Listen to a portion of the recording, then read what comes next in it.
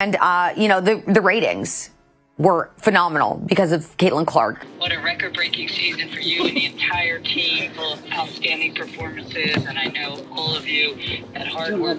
Caitlin Clark is real. She's coming, and I still contend she should have been on Team USA, Shannon. You saw the attendance for Team USA compared to everybody else. Listen, I believed in her from day one. You knew that she would only get better and better. She's averaging 17.8 points this season, 41% shooting, 33% from three-point range, leading the league in assists her last 5 years. Congratulations, Caitlin. You are the 2024 Kia WNBA Rookie of the Year. Caitlin Clark has been named WNBA Rookie of the Year, the #1 overall pick.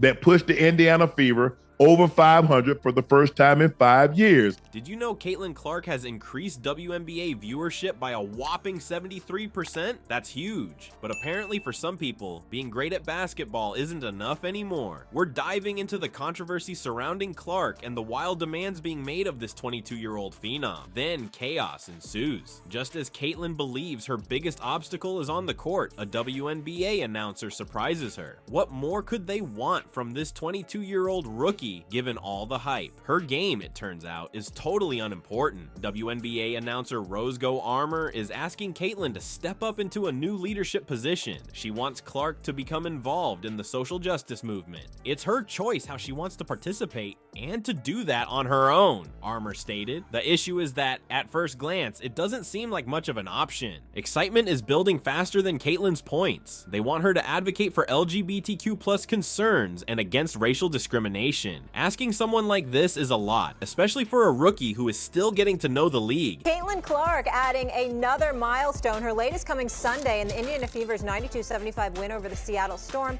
as she broke the WNBA single-season rookie mark for assists. Stephen A. The numbers were nowhere near what they were with Caitlin Clark. Yeah, Caitlin, it feels like just yesterday when I called your name to the stage as the #1 pick in this year's draft. You held the Indiana Fever jersey for the first time, and She also became the first rookie in WNBA history to record a triple-double, and she did it twice.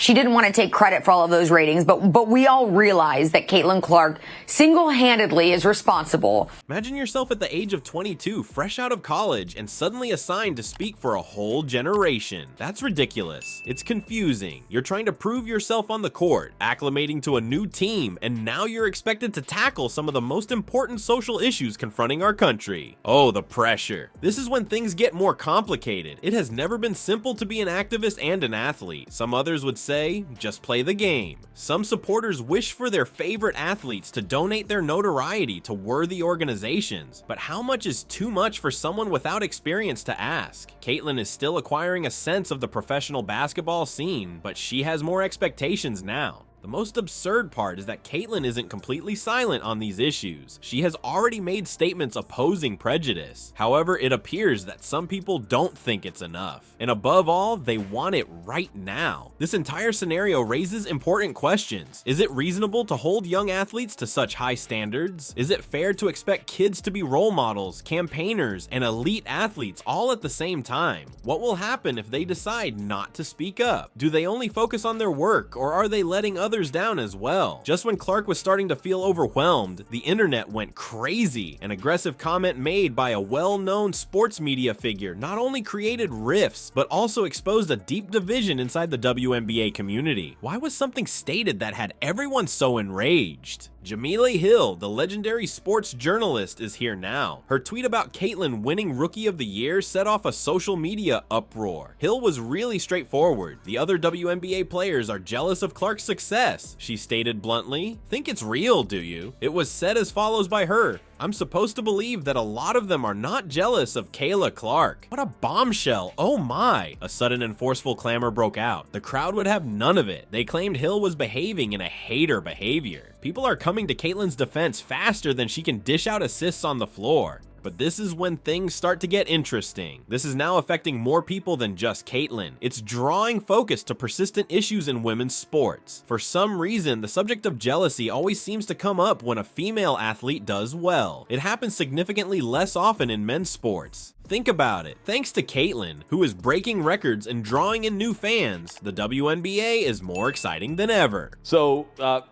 no surprise to anyone. the WNBA playoff ratings. We mentioned this a bit earlier in the week. They're down. We knew they would be down. They're going to continue to go down 50% compared to what it was like with Caitlin Clark. When it was Caitlin Clark, it was massive numbers.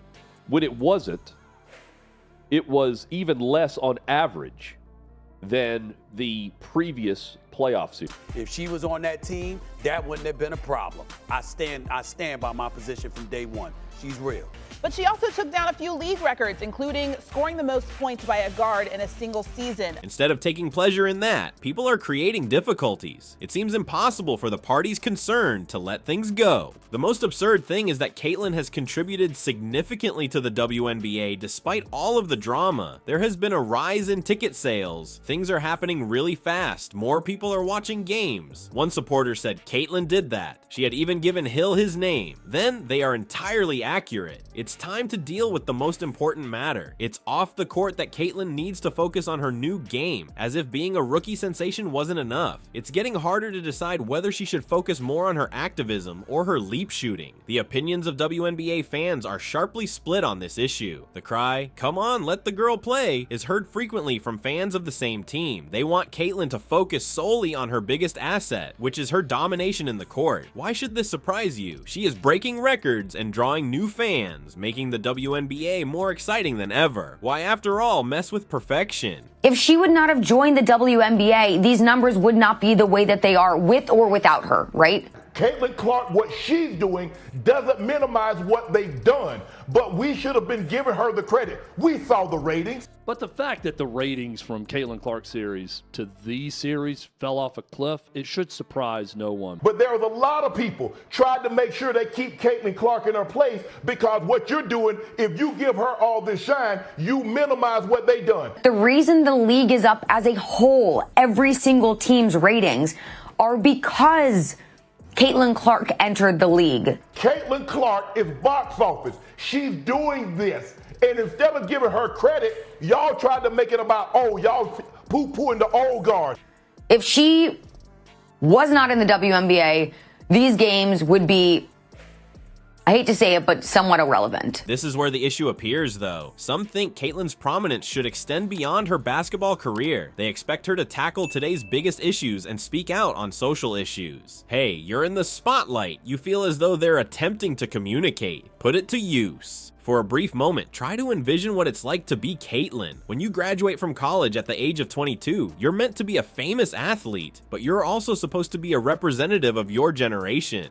Oh, the pressure! I would compare it to juggling while running a marathon. Even while some people are capable, we shouldn't presume that everyone is. There are undoubtedly important questions raised by this whole situation. Is it realistic to think a novice could manage all of this extra work? There's a scream from somewhere in the throng. Hold on, let's apply the brakes here. They are worried about how all of this stress may affect Caitlin's mental well-being and performance in the game. One fan shrewdly responded, "Can we just let this woman play great basketball and get paid accordingly?" Yes, you make a valid point. Many athletes burn out because they take on too much too fast. Caitlin will be the victim of it makes no one pleased. I'll give you that though, Caitlin isn't completely silent about it. She has already made statements opposing prejudice. Does that suffice? That is the query. Some people react favorably while others don't. It seems as though no compromise exists. Want to know what's most extraordinary about this world? It's evident how much the game has changed from its previous iteration. In the past, athletes were, well, athletes. These days, everyone aspires to be a social media celebrity, an activist, and an inspiration. What say you about that? Is it even possible to do? Is Caitlin able to pursue social justice and be a successful basketball player at the same time? That is the main point of contention. Or is it going too far? She was previously advised to utilize her platform to its full potential. Some contend that by boosting the profile of women's basketball, her basketball abilities are already having a good effect.